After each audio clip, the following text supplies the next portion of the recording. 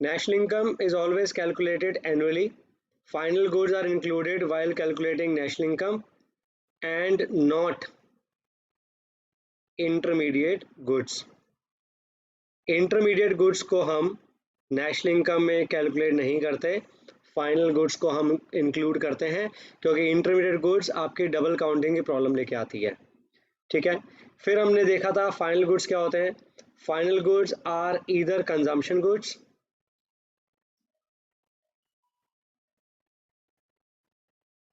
or they are capital goods. Consumption goods are those goods which are either consumed by the consumer, ठीक है, और capital goods are those goods which are used to further produce the further goods. अब अगर मैं बोलूं कि मैं एक वॉशिंग मशीन अपने घर लेके आ गया तो that is my final good, consumption good. और वही मशीन वॉशिंग मशीन अगर मैं अपनी ड्राई क्लीनिंग के लिए किसी अपने शॉप पे लेके वहाँ लोगों के कपड़े धो रहा हूँ, वहाँ प्रोडक्टिव एक्टिविटी कर रहा हूँ उस वॉशिंग मशीन से, तो that washing machine is a capital good. लेकिन दोनों केसेस में वो क्या माना जाएगा, फाइनल गुड्स। ठीक है, वुड आपका, वुड जो होता है लकड़ी, वुड आपका फाइनल गुड भी है और वुड आपका इंटरमीडिएट गुड भी है। क्यों? अगर तो आप वुड को अपने घर ले आके उसको यूज़ कर लेते हो पर्सनल यूज़ के लिए तो wood is a final good. लेकिन अगर आप वुड को as a raw material use करते हो तो उस केस में वो क्या बन जाता है, आपका intermediate good. Then what are intermediate goods? Intermediate goods are those goods which are either used as raw material or which are used for resale purpose in the same year.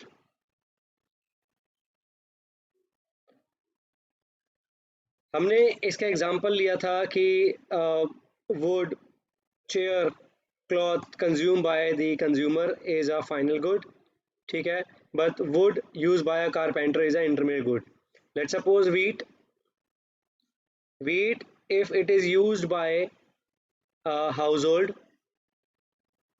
then it is a final good, but if wheat is used by a restaurant, restaurant वाला use करता है तो it is a intermediate good, क्योंकि वो उसे कैसे use करेगा, wheat को एज ए रॉ मटेरियल। ठीक है, तो वीट को वो as a raw material use करेगा। तो अगर हाउस होल्ड कंज्यूम करता है वीट को तो दैट इज फाइनल गुड, और अगर रेस्टोरेंट वाला यूज करता है तो it is a intermediate good, क्योंकि वो उस वीट को कन्वर्ट करेगा रोटी में और उस रोटी को बेचेगा कस्टमर को, तो वो रोटी क्या बन जाएगी, फाइनल गुड। ठीक है, resale purpose in the same year, A ने अपनी कार बी को बेची, बी इज अ डीलर, ठीक है, बी ने उस कार को सी को बेचा, हु इज अ कंज्यूमर। अब ए ने जो बी को कार बेची, बी कौन था, डीलर था, ठीक है, डीलर ने कार ए से लेके आगे सी को बेच दी, तो उसके लिए क्या बन गई, बी के लिए कार इंटरमीडिएट गुड, क्योंकि it is use for resale purpose in the same year. तो सेम ईयर में वो रीसेल कर रहा है ए से लेकर सी को, तो उस केस में कार क्या है, इंटरमीडिएट गुड, किसके लिए, बी के लिए। लेकिन ए ने जब कार परचेज की थी तो ए के लिए वो क्या था, फाइनल गुड, और सी भी जो परचेज करेगा उसके लिए भी वो क्या है, एक तरह का फाइनल गुड जो कि पर्सनल यूज के लिए। लेकिन बी के लिए कार क्या बन जाएगी, इंटरमीडिएट गुड। और प्लीज किसी को कोई भी डाउट होगा मुझे बीच में इमीडिएटली टोकेगा, रोक के पूछेगा, ठीक है, नो हेजिटेशन फॉर एनीवन, ठीक है, सो प्लीज मुझे रोक के पूछना कहीं पे भी फंसो तो। ओके यार, एक तो भाई प्लीज एक रिक्वेस्ट है, किसी की अगर फी मेरे पास आती है ना तो प्लीज अपना नाम भेज दिया करो। 2 दिन से 2 बच्चों के पैसे आए हुए हैं फीस में, लेकिन मुझे ये नहीं बताते कि किसने भेजे हैं, फिर मुझे पूछने पड़ते हैं, अब किसके आए पता नहीं। हाँ जी, तो ए ने बी को कार बेची, ए कौन था, कंज्यूमर, ए ने बी को कार बेची, और बी कौन था, डीलर, बी ने कार ए से लेकर आगे सी को बेच दी, तो बी के लिए कार क्या बन गई, इंटरमीडिएट गुड। अब ये तो था आपका फाइनल गुड और इंटरमीडिएट गुड। तीसरी चीज आती है आपकी नेशनल इनकम में किसी भी कमोडिटी की वैल्यू सिर्फ एक बार कैलकुलेट होती है। The value of any commodity the value of any commodity is calculated once. The value of any commodity is calculated once. ठीक है, या value of any commodity is taken once while calculating national income. तो अगर आपको national income calculate करनी है तो national income calculate करने के लिए आप किसी भी कमोडिटी की वैल्यू को सिर्फ एक ही बार लेंगे, एक से ज़्यादा बार नहीं लेंगे. तो अगर मैं इसी एग्जांपल को रिपीट करूं, ए बी सी वाला, तो इस एग्जांपल को थोड़ा सा रिपीट करेंगे. लेट्स से कि ए जो है, ए ने शोरूम से कार परचेज की 5 लाख की. ठीक है, 5 लाख की कार परचेज की शोरूम से ए ने 5 लाख की. उसे यूज करके अगर ए कार अपने फ्रेंड को बेच देता है, चाहे जितने मर्जी वैल्यू की बेचे, तो वो क्या मानी जाती है? Second hand good. और सेकंड हैंड गुड्स कभी भी नेशनल इनकम में इंक्लूड नहीं होते. क्यों? क्योंकि सेकंड हैंड गुड का मतलब है इसी कार को आप अपने दोस्त को बेच रहे हो, और इस कार की वैल्यू जब ऑलरेडी एक बार नेशनल इनकम में जा चुकी है, जब ए ने परचेज की थी, तो इस कार की वैल्यू दोबारा नेशनल इनकम में नहीं जाएगी. तो अगर फ्रेंड को बेचेगा तो वो कार नेशनल इनकम में ऐड नहीं होगी, क्योंकि ऑलरेडी वो कार जब शोरूम से परचेज की गई थी तब नेशनल इनकम में ऐड हो चुकी थी. अब ए ने ये कार डीलर को बेच दी, मान लो सेम ईयर में, जनवरी में खरीद के दिसंबर में बेच दी, ठीक है, या नवंबर में बेच दी. अब वो कार मान लो बेची डीलर को 4 लाख की. डीलर ने जो कार ए से परचेज की, तो डीलर उस कार को नेशनल इनकम में नहीं लेके जा सकता, क्योंकि ऑलरेडी वो वैल्यू नेशनल इनकम में जा चुकी है. और वैसे भी डीलर ने, अगर डीलर उसे अपने पर्सनल यूज के लिए भी कार को घर ले जाता, तो भी वो कार नेशनल इनकम में ऐड नहीं होती, उसकी वैल्यू क्योंकि ऑलरेडी एडेड है. बी ने 4 लाख की कार ए से ली और उस कार को कितने का बेच दिया? सपोज 4.50 का लाख की, किसको? सी को. तो 4 लाख की कार लेके 4.5 लाख की उसने सी को बेच दी. तो अब इसमें ट्रीटमेंट कैसे हुआ? नेशनल इनकम में एक बार आपकी 5 लाख की वैल्यू जा चुकी है ए की तरफ से, ठीक है. डीलर ने उसे as a intermediate good resale in the same purpose, intermediate good की तरह यूज किया, ए से लेके सी को बेच दी. कितने की बेची? 4.5 लाख की. 4.5 लाख की वैल्यू नेशनल इनकम में नहीं जा सकती, क्योंकि ऑलरेडी 5 लाख की वैल्यू जा चुकी है. तो सिर्फ बी ने अपना कंट्रीब्यूशन कितने का दिया? बी ने 5 लाख की कार 4 में खरीदी, ठीक है, वो तो समझ आ गया. 4 लाख की कार उसने कितने की बेची? 4.5 लाख की. तो बी ने अपनी तरफ से कितना वैल्यू एडिशन दिया, अपनी तरफ से कितना कंट्रीब्यूशन दिया? 50,000 का. तो बी की तरफ से कितना जाएगा? सिर्फ 50,000 नेशनल इनकम में जाएगा, क्योंकि ऑलरेडी 4 लाख की वैल्यू नेशनल इनकम में इंक्लूडेड है. ठीक है, तो आपने क्या ध्यान देना है कि किसी भी कमोडिटी की वैल्यू एक से ज़्यादा बार नहीं जाएगी, वरना डबल काउंटिंग की प्रॉब्लम होती है. तो डबल काउंटिंग की प्रॉब्लम को ख़त्म करने के लिए हम क्या करते हैं? डबल काउंटिंग की प्रॉब्लम को ख़त्म करने के लिए हम वैल्यू एडेड को नेशनल इनकम में लेके जाते हैं, and not value of output. तो value of output national income में नहीं जाएगा, वैल्यू एडेड नेशनल इनकम में जाएगा. तो इसी का एग्जांपल हमने देखा भी था, आपको याद होगा. तो अगर मैं बात करूं इसी एग्जांपल से, ए बी सी वाले से, अगर हम इसी एग्जांपल को उठा के चलें, तो ए ने 5 लाख की गाड़ी परचेज की, ठीक है. ए ने 5 लाख की गाड़ी, या सपोज हम इसको ऐसे लेके चलें कि अगर मैं इसी एग्जांपल से आपको समझाऊं, शोरूम ने ए को बेची, शोरूम सोल्ड कार टू ए, ठीक है. अब अगर मान लो ए को कार बेची, तो वैल्यू ऑफ आउटपुट कितना हो गया? सपोज 5 लाख, ठीक है. और लेट सपोज कि उसमें कोई इंटरमीडिएट कॉस्ट नहीं लगी थी शोरूम वाले को, दैट वाज मान लो 0. तो वैल्यू एडिशन शोरूम की तरफ से कितना हो गया? 5 लाख का, ठीक है. तो 5 लाख का वैल्यू एडिशन शोरूम वाले की तरफ से हो गया नेशनल इनकम में, ठीक है. अब ए ने कार बेच दी मान लो डीलर को, ठीक है. A sold car to B, जो कि डीलर था, कितने की? लेट सपोज, ये थोड़ा सा मैं डिफरेंट कर रहा हूँ उससे, सपोज 4 लाख की कार बेची, ठीक है। अब 4 लाख की जो कार बेची वो तो आपकी वैल्यू से कम है, ठीक है, लेकिन डीलर ने क्या किया, डीलर ने कार ए से लेके किसको बेच दी, सी को। देखो यहाँ पर हम कुछ नहीं लेंगे इंटरमीडिएट गुड्स, क्योंकि यहाँ पर ऑलरेडी वैल्यू डेप्रिशिएटेड है, उसने रीसोल्ड नहीं किया। अब मान लो बी डीलर ने sold car to C worth rupees 4.5 lakh, ठीक है। 4.5 लाख की वैल्यू ऑफ आउटपुट किसको बेची, सी को, लेकिन खरीदी कितने की थी, 4 लाख की, तो इसमें से 4 लाख कम कर दो तो 50,000 जो वैल्यू एडिशन हुआ सी की तरफ से वो आएगा। तो यानी 5 लाख नेशनल इनकम में जा चुका है जब शोरूम ने ए को बेची, और दूसरा बी ने जब सी को बेचा तो अपना फैक्टर सर्विसेज, अपनी कमीशन ब्रोकरेज जो कमाई 50,000 वो चली जाएगी। तो इस हिसाब से 5 + 550 नेशनल इनकम में चला जाएगा ए की तरफ से, और डीलर की तरफ से, डीलर की तरफ से जाएगा फैक्टर सर्विसेज की फॉर्म में जो उसने कमाया कमीशन ब्रोकरेज, और शोरूम की तरफ से जो उसने गुड्स सोल्ड सेल किए फर्स्ट टाइम वो हो गया। अब आप कहोगे फिर ये बीच में हुआ क्या, बीच में हुआ क्या कि 5 लाख की कार 4 लाख की बेची गई, 5 लाख की कार ए ने बी को बेच दी 4 लाख की, तो इसका मतलब 5 लाख ग्रॉस वैल्यू थी और 4 लाख उसकी नेट वैल्यू थी, ठीक है। तो 5 लाख में से 4 लाख, 1 लाख का जो नुकसान हुआ वो 1 लाख क्या है, क्या है वो 1 लाख, डेप्रिसिएशन। डेप्रिसिएशन। तो वो 1 लाख क्या हो गया, डेप्रिसिएशन। तो इसी से हम अब अगली चीज निकाल देते हैं, value added value of output मैंने आपको बता दिया। इसी में से अब अगला टॉपिक निकाल लेते हैं। हम क्या कर रहे हैं, जैसे जैसा स्टेप आ रहा है वैसे वैसे टॉपिक उठा रहे हैं।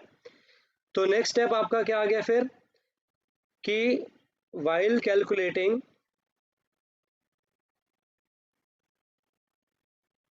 National income only net value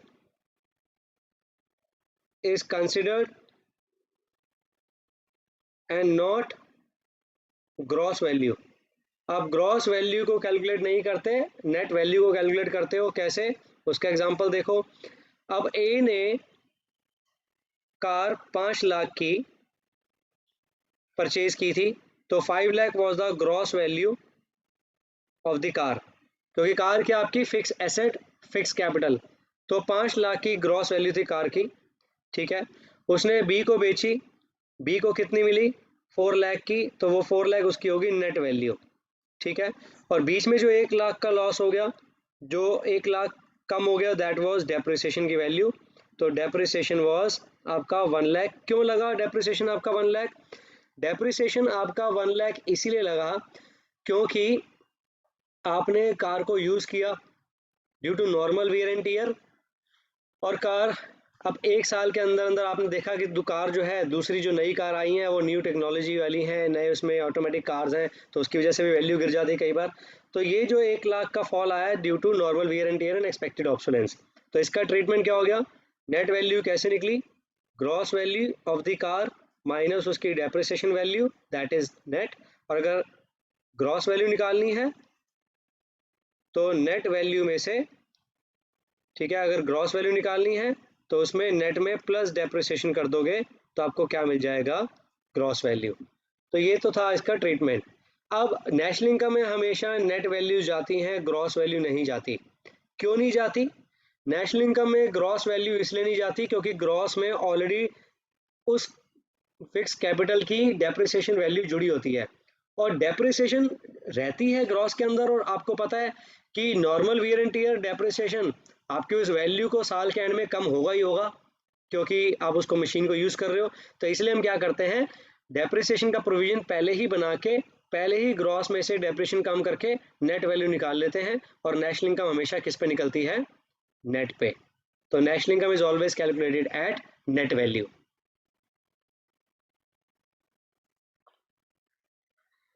While calculating national income, only factor cost is considered and not market price।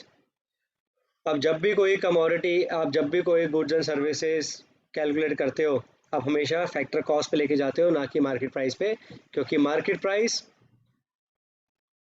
Include taxes. Market price में टैक्सेस जुड़े होते हैं, और टैक्सेस क्या होते हैं? टैक्सेस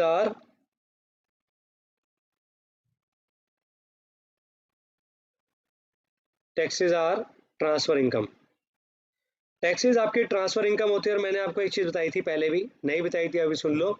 नेशनल इनकम में हमेशा फैक्टर पेमेंट्स या फैक्टर इनकम इंक्लूड होती है।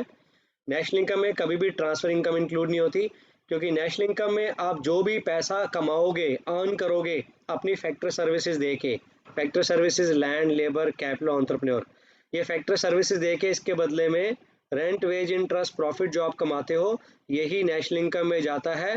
आपका ट्रांसफर इनकम नेशनल इनकम में नहीं जाती। क्योंकि फैक्टर इनकम क्यों जाती है? क्योंकि आपने इकोनॉमी के लिए प्रोडक्टिव एक्टिविटी की है, आपने करंट ईयर में गुड्स एंड सर्विसेज प्रोड्यूस किए हैं, और उसके बदले में आपको रेंट, वेज, इंटरेस्ट, प्रॉफिट मिला है। लेकिन ट्रांसफर इनकम में क्या होता है? ट्रांसफर इनकम में आप कोई प्रोडक्टिव सर्विसेज नहीं देते, कोई गुड्स एंड सर्विसेज प्रोड्यूस नहीं करते, आपको सिर्फ पैसा वन साइडेड होता है। अब भिखारी को मैंने भीख दी, उसने कौन सा प्रोडक्टिव एक्टिविटी की, उसको पैसा मिल गया, कमाया, उसने पैसा कमाया नहीं है, उसने पैसा रिसीव किया है। ठीक है? या scholarship, donation, charity, pocket money, unemployment allowance, old age pension, ये सब वो पैसा है जो गवर्नमेंट का एक वेस्टफुल एक्सपेंडिचर है, जिस पे गवर्नमेंट ने खर्चा किया, सामने वाले की इनकम बनी, लेकिन उसके बदले में कोई इकोनॉमी की वेलफेयर नहीं हुई, कोई इकोनॉमी की जीडीपी में कोई गुड्स एंड सर्विसेज का कंट्रीब्यूशन नहीं हुआ। तो वो जो पैसा होता है वो कौन सा होता है? आपका ट्रांसफर इनकम। सर ठीक है? हाँ प्रथम। सर अब जैसे आप कह रहे हो कि मेरी मम्मी ने मेरे को पॉकेट मनी दी, तो वो तो वेस्ट हो गई, ऐसे जीडीपी में हमने कुछ कंट्रीब्यूट नहीं किया। हम्म। पर सर जब मैं आगे जाके अपनी पॉकेट मनी स्पेंड करूंगा, कहीं पे कुछ लूंगा, कुछ हाँ, सही करूंगा, तो उसमें भी तो होगी ना, उसमें काउंट होगा। ये मेरे को किसने कल कल भी किसने किसने पूछा था वैसे क्वेश्चन। ये वो जो आप अपना पैसा खर्च करोगे ना, वो आपका खर्चा जो होगा वो आपका नेशनल इनकम में जाएगा, एक्सपेंडिचर मेथड के थ्रू, जो हम आगे करेंगे। क्योंकि तीन तरीके से नेशनल इनकम जनरेट होती है: एक्सपेंडिचर मेथड, प्रोडक्शन मेथड और इनकम मेथड। आपने जब गुड्स एंड सर्विसेज प्रोड्यूस किए, तो उस गुड्स एंड सर्विसेज की मॉनेटरी वैल्यू वो नेशनल इनकम में जाएगी। आपने उसको जब डिस्ट्रीब्यूट किया, वो जो पैसा, मान लो प्रोड्यूसर ने, मैंने ये पेन बनाया और पेन बना के मैंने बेचा, ठीक है? तो इसकी क्या मार्केट वैल्यू है? सपोज 500 रुपीज़ की मार्केट वैल्यू है, तो ये 500 नेशनल इनकम में चला जाएगा। लेकिन इसको बनाने के लिए जो लैंड, लेबर, कैपिटल, एंटरप्रेन्योर को जो मैं दूंगा रेंट, वेज, इंटरेस्ट, प्रॉफिट, तो इनकम मेथड के थ्रू वो rent, wage, interest and profit चला जाएगा नेशनल इनकम में। ठीक है? आपके पास जो पैसा पड़ा हुआ है, जब आप उसे इसको खरीदने में खर्च करते हो, तो अकॉर्डिंग टू एक्सपेंडिचर मेथड वो नेशनल इनकम में चला जाएगा। तो there are three different method जिसके थ्रू नेशनल इनकम में हम काउंट करते हैं। प्रथम, हाँ जी सर। ठीक है, तो एक्सपेंडिचर मेथड के थ्रू जाएगा तेरा पैसा, जो हम आगे देखेंगे। Okay sir. तो मार्केट प्राइस में आपके टैक्सेस पहले से जुड़े होते हैं, और टैक्सेस ट्रांसफर इनकम होती हैं, इसलिए हम नेशनल इनकम इंक्लूड नहीं करते। इसलिए नेशनल इनकम में हमेशा फैक्टर कॉस्ट पे निकाली जाती है, और ना कि मार्केट प्राइस पे। तो अब हमने दो चीज़ें क्या देखी? नेशनल इनकम एक तो नेट पे निकालते हैं, दूसरा नेशनल इनकम आपका फैक्टर कॉस्ट पे निकलता है। तीसरी चीज़ मैंने आपको बताई थी, national income is a national concept and not domestic concept. National income आपका नेशनल कॉन्सेप्ट है, डोमेस्टिक कॉन्सेप्ट नहीं है। इसीलिए हम क्या करते हैं, जब भी नेशनल इनकम कैलकुलेट करते हैं, तो हम डोमेस्टिक इनकम में एब्रॉड से जो इनकम कमा के लाते हैं उसको हम जोड़ देते हैं। तो एब्रॉड की इनकम को अगर हम जोड़ दें, अगर एब्रॉड की इनकम को अगर हम जोड़ दें डोमेस्टिक इनकम में, तो क्या बन जाता है? National income. और अगर डोमेस्टिक इनकम निकालनी है, तो नेशनल इनकम में से हम NFIA को कम कर देंगे, एब्रॉड के इनकम को, तो हमें क्या मिल जाएगा? आपका डोमेस्टिक इनकम। ठीक है? तो नेशनल इनकम निकलती है आपकी डोमेस्टिक प्लस NFIA, और डोमेस्टिक इनकम आपकी निकलेगी नेशनल इनकम माइनस NFIA। और NFIA कैसे निकालते हैं हम? FIFA minus FITA. इसमें किसी को कोई डाउट है? हमने 2 बार इसको डिस्कस कर चुके हैं। Any doubt to anyone No, इसमें? sir. Clear? No, great, sir. Great. No, sir. तो अब इसमें क्या है कि अब हमने तीसरा चीज़ देखी कि नेशनल इनकम आपका नेशनल कॉन्सेप्ट है, इसलिए नेशनल पे निकलता है। तो हमने 3 चीज़ें क्या देखी? नेशनल इनकम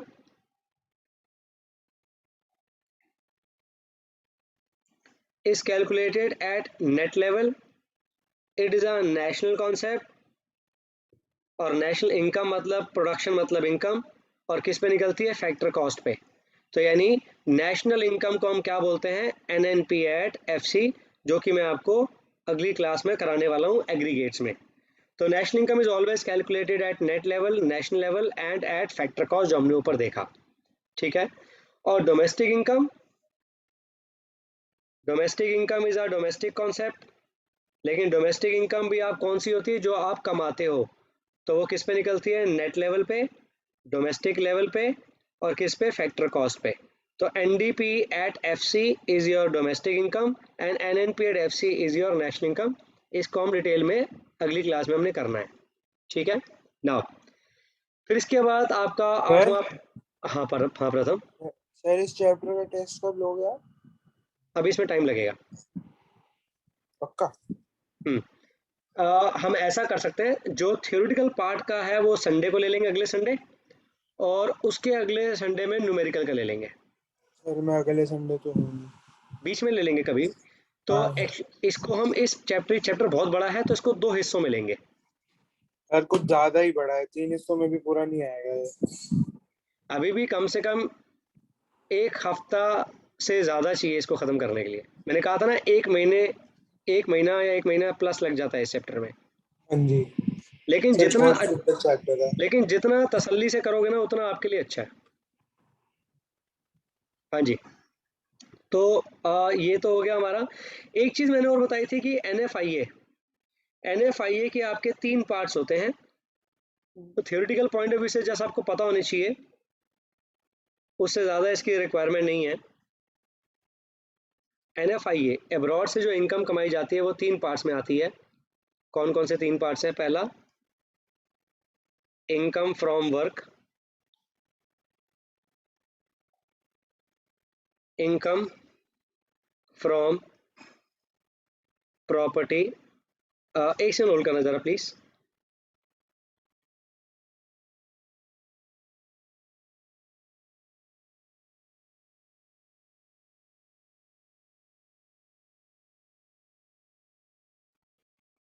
हाँ जी।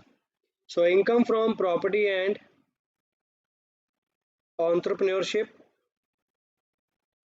और तीसरा आपका retained earnings, income from retained earnings. ये 3 चीज़ें मैंने आपको क्या बताई थी? इनकम फ्रॉम वर्क, आप जब मान लो आप अब्रॉड में काम करने गए, या अब्रॉड वाला आपकी कंट्री में काम करने आया, और यहाँ आके या हमने वहाँ जाके वेजेस एंड सैलरीज में पैसा कमाया। तो वेजेस या सैलरीज में हमने वहाँ जाके पैसा कमाया, या उन्होंने यहाँ आके वेजेस एंड सैलरीज में पैसा कमाया, तो that is net income from work, उसका net difference. Income from property and entrepreneurship in the form of rent, interest, profit. तो रेंट इंटरेस्ट प्रॉफिट की फॉर्म में, रेंट इंटरेस्ट प्रॉफिट, हम बाहर गए, हमने वहाँ पर कोई अपना पैसा, हमने कोई लैंड वहाँ परचेज कर ली, उस पर हमें रेंट मिल रहा है, या हमने वहाँ पर पैसा किसी को लोन की फॉर्म में दे दिया तो हमें वहाँ से इंटरेस्ट आ रहा है, या हमने कोई बिजनेस वहाँ स्टार्ट किया तो वहाँ पर हम प्रॉफिट कमा रहे हैं, ठीक है। तो सेम वे में वो हमारे यहाँ आके ये तीनों काम कर रहे हैं, तो उसका जो डिफरेंस होगा that is net income from property and entrepreneurship in the form of rent way interest profit. तो ये भी आपका अब्रॉड की इनकम हो गई, कमाई हुई। रिटेन अर्निंग्स हो गया पार्ट ऑफ प्रॉफिट। जैसे कि मैंने आपको बताया था, प्रॉफिट के आपके 3 पार्ट होते हैं।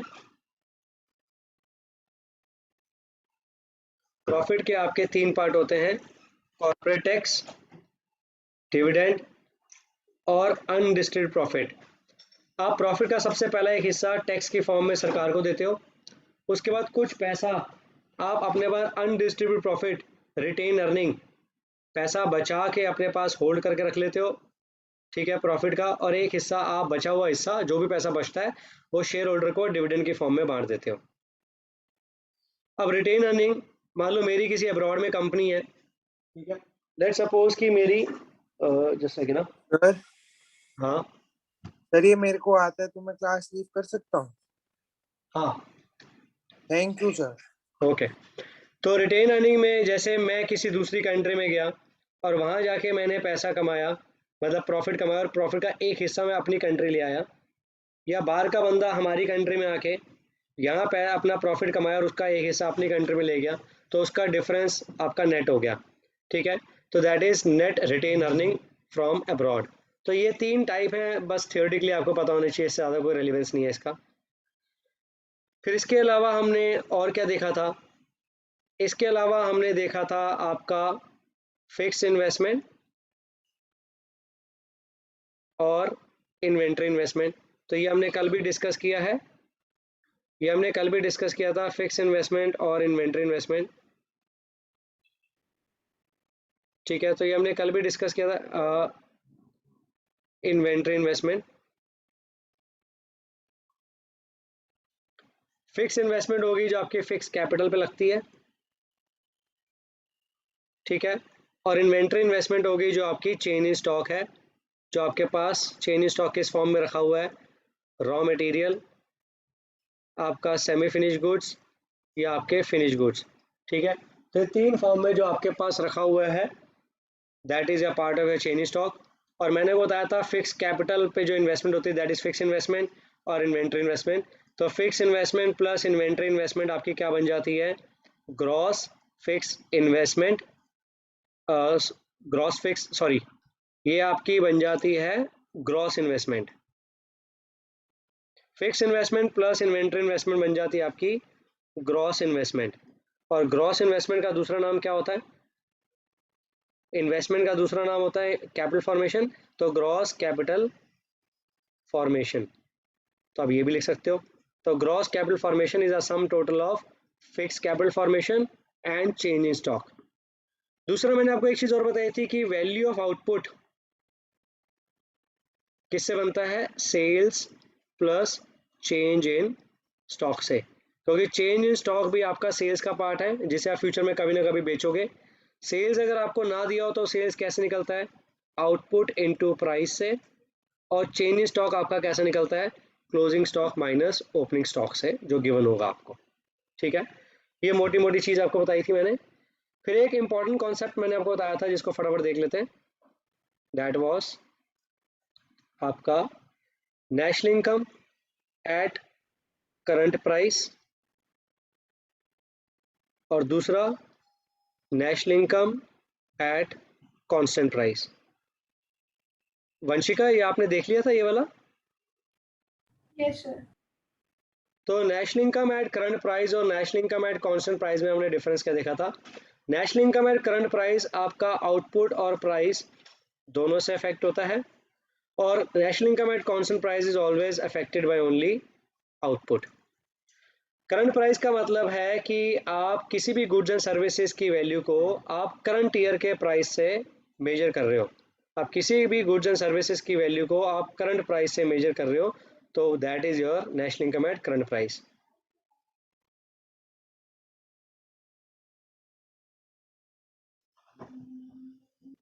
तो इसका एग्जांपल लेते हैं, सपोज 2018 में आपकी शूज़ की बात करते हैं, 2018 में मान लो 1000 पीसेज ऑफ शूज़ तैयार हुए, पर शू का 2018 में प्राइस था मान लो 100, तो 1 लाख रुपीस की नेशनल इनकम जनरेट हुई उस ईयर में, जो कि किस पे कैलकुलेट किया हमने, करंट ईयर के प्राइस पे, और 2018 का करंट प्राइस था 1000।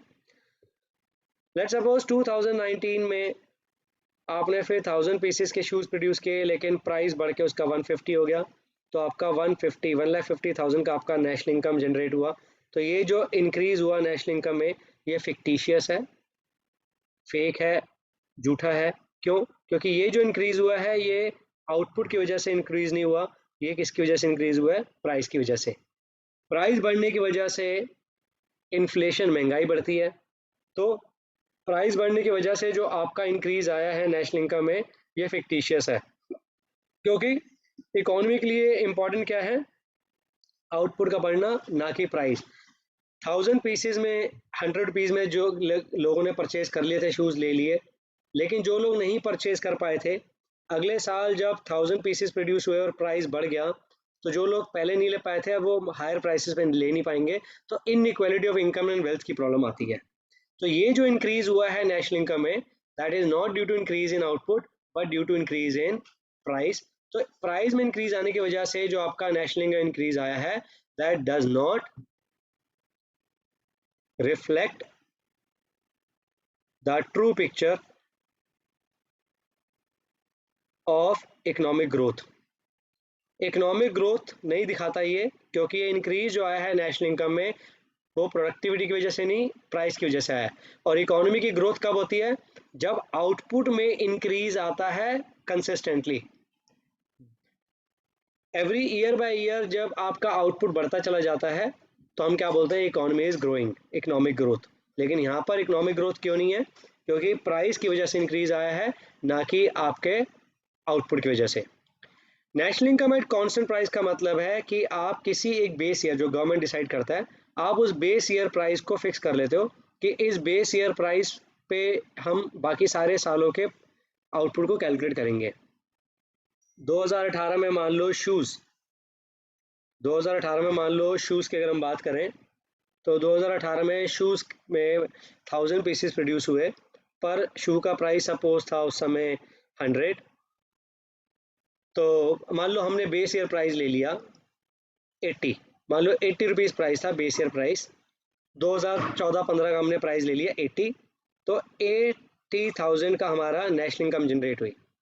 2019 में मान लो आपने 2000 पीस प्रोड्यूस किए, प्राइस आपने कांस्टेंट 80 लिया, आपकी इनकम जनरेट हो गई 1,60,000।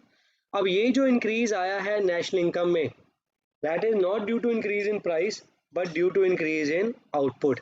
अब इससे क्या हुआ कि जो लोग पहले नहीं ले पाए थे, प्रोडक्शन क्योंकि लिमिटेड थी, बाद में जब प्रोडक्शन बढ़ गई तो और प्राइस सेम था, तो जो लोग पहले नहीं अफोर्ड कर पाए थे अब वो लोग अब परचेज कर लेंगे। तो जो गुड्स एंड सर्विसेज की अवेलेबिलिटी है अब वो हर पर्सन के पास है, क्योंकि आउटपुट में इंक्रीज आया है, ना कि प्राइस में। तो this shows the true picture, this shows the true picture of economic welfare या इकोनॉमिक ग्रोथ। इकोनॉमिक ग्रोथ या इकोनॉमिक वेलफेयर की ट्रू पिक्चर दिखाता है, because the increase in national income is due to increase in output and not due to increase in price. So this increase in national income at constant price reflects the correct index for economic welfare or economic growth. Any doubt to anyone यहाँ तक? Clear? Clear है? Yes, sir. Okay. Yes, तो sir. Yes, sir. Practically हमने ये सब चीज़ें देखी थी। अब एक बार मैं फटाफट आपके साथ में दूसरी स्क्रीन शेयर करके उसी में एक दो चीज़ें फटाफट बताया था। Vanshika, Yes, sir. एक बार ना जब क्लास खत्म होगी ना, just give me a call, मैं थोड़ा सा इसका बुक्स वगैरह का डिस्कस कर लूँगा आपसे। Okay, sir. Okay, so what is national income? National income is the, ये मेरी बुक की पीडीएफ है जो आपको देनी मैंने। तो national income is the monetary measure, money value of all the final goods and services which are produced within the economy plus the income which is earn from abroad. तीन phases क्या होते हैं national income में? National income तीन phases में calculate होती है। Generation phase, जिसको हम बोलते हैं प्रोडक्शन फेज, जिसमें हम गुड्स एंड सर्विसेज को, firm goods and services produce करती है फैक्टर सर्विसेज की हेल्प से। डिस्ट्रीब्यूशन फेज, जहाँ पर जो आपकी income rent wage interest profit की फॉर्म में फर्म हाउस होल्ड को इनकम डिस्ट्रीब्यूट करती है। डिस्पोजिशन या एक्सपेंडिचर फेज, जहाँ पर इनकम जो रिसीव की जाती है रेंट वेज इंटरेस्ट प्रॉफिट की फॉर्म में, इस इनकम को लोग खर्च करते हैं गुड्स एंड सर्विसेज को परचेज करने में। फिर हमने एक टॉपिक देखा था circular flow of income. Two sector model में, टू सेक्टर मॉडल में आपका इनकम कैसे फ्लो करती है? हाउस होल्ड अपनी फैक्टर सर्विसेज देता है फर्म को, लैंड, लेबर, कैपिटल, एंटरप्रेन्योर की हेल्प से। तो फर्म इन फैक्टर सर्विसेज को यूज करके गुड्स एंड सर्विसेज प्रोड्यूस करता है और किसको बेचता है? हाउस होल्ड को। House hold in goods and services को कंज्यूम करता है और उन पे कंजम्पशन एक्सपेंडिचर करता है, और फर्म उस पैसे को जो उसको मिला उस पैसे को वो डिस्ट्रीब्यूट करती है रेंट वेज इंटरेस्ट प्रॉफिट की फॉर्म में, फैक्टर पेमेंट में। हाउस होल्ड से फैक्टर सर्विसेज गई और उसके बदले में गुड्स एंड सर्विसेज आए, this is called real flow, क्योंकि रियल का मतलब ये होता है in terms of goods and services. Money flow of money, house hold ने खर्चा किया और फर्म ने उस पैसे को डिस्ट्रीब्यूट कर दिया रेंट वेज इंटरेस्ट प्रॉफिट की फॉर्म में, that is called money flow. Stock variable, flow variable मैंने देखा था। फ्लो वेरिएबल होता है जब आप किसी भी चीज़ को, क्वांटिटी को over a period of time measure करते हो, hourly, days, weekly, monthly, yearly calculate करते हो, जिसमें टाइम डायमेंशन है। और स्टॉक वेरिएबल हो गया जहाँ पर एक गिवन पॉइंट ऑफ टाइम पे मेजर करते हो कि शाम को 4 बजे 1 जनवरी मंडे 2002 को क्या पैसा था बैंक में, या मनी सप्लाई इस पॉइंट ऑफ टाइम पे 4 बजे के पॉइंट ऑफ टाइम पे आपके हाथ में कितना पैसा है। तो वो सब production, losses, profit, demand, supply चलती रहती है कंटिन्यूसली, फ्लो वेरिएबल। और किसी पॉइंट ऑफ टाइम पे मेजर करते हैं, दैट इज स्टॉक वेरिएबल।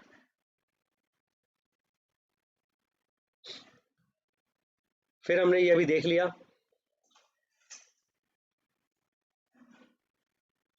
फिर इसके बाद फाइनल गुड्स, इंटरमीडिएट गुड्स हमने देख लिए। एग्जांपल्स हैं आपके पास। डोमेस्टिक टेरिटरी, इकोनॉमिक टेरिटरी मैंने बताया था, जो विद इन द कंट्री जिसे हमारी गवर्नमेंट चलाती है, that is domestic territory, economic territory of a country, जिसमें आपके ये टेरिटोरियल वाटर, ये थ्योरेटिकल पार्ट आप पढ़ेंगे। एम्बेसीज का केस मैंने आपको स्पेशल बताया था। एम्बेसीज जिस भी कंट्री की होती है वो उसी कंट्री की डोमेस्टिक का पार्ट बनती है। अगर इंडिया की एम्बेसी यूके में है तो वो यूके की डोमेस्टिक टेरिटरी का पार्ट नहीं है। जो भी इनकम जनरेट होगी वो इंडिया की डोमेस्टिक इनकम में जुड़ेगी, क्योंकि वो इंडिया की एम्बेसी है, भले ही कहीं पे भी हो। यूके की एम्बेसी अगर रशिया में है तो वो किसकी डोमेस्टिक का पार्ट है, यूके की, चाहे भले ही वो रशिया में है, क्योंकि वो यूके की डोमेस्टिक टेरिटरी है, यूके की एम्बेसी, तो इसलिए यूके की डोमेस्टिक इनकम में जुड़ेगी यूके का पैसा। ये भी हमने उसको थ्योरेटिकल को बड़े अच्छे समझा हुआ है लेक्चर में। फिर नॉर्मल रेजिडेंट हमने देखा था कि नॉर्मल रेजिडेंट की मेन 2 क्राइटेरिया क्या होते हैं। एक, कोई भी पर्सन किसी भी कंट्री में रहे, लेकिन अगर उस कंट्री में वो 1 साल से ज़्यादा रह रहा है और उसके स्पेंडिंग, अर्निंग उसी कंट्री में होती हैं, तो वो उसी कंट्री की डोमेस्टिक टेरिटरी का पार्ट बन जाएगा, उसी कंट्री का नॉर्मल रेजिडेंट माना जाएगा। 1 साल से पहले अगर मैं यूएस में रह रहा हूँ और मैं 1 साल से पहले वहाँ से पैसा कमा के इंडिया में भेज रहा हूँ, तो वो पैसा मेरा income, factor income earn from abroad की फॉर्म में आएगा और इंडिया की डोमेस्टिक में जुड़ जाएगा। लेकिन 1 साल के बाद अगर मैं पैसा कमा के काउंट करूँगा तो वो जिस कंट्री में मैं रह रहा हूँ उसी कंट्री का मैं नॉर्मल रेजिडेंट बन जाऊँगा यूएस का, और मेरा पैसा डोमेस्टिक और नेशनल यूएस के उसमें जाएगा।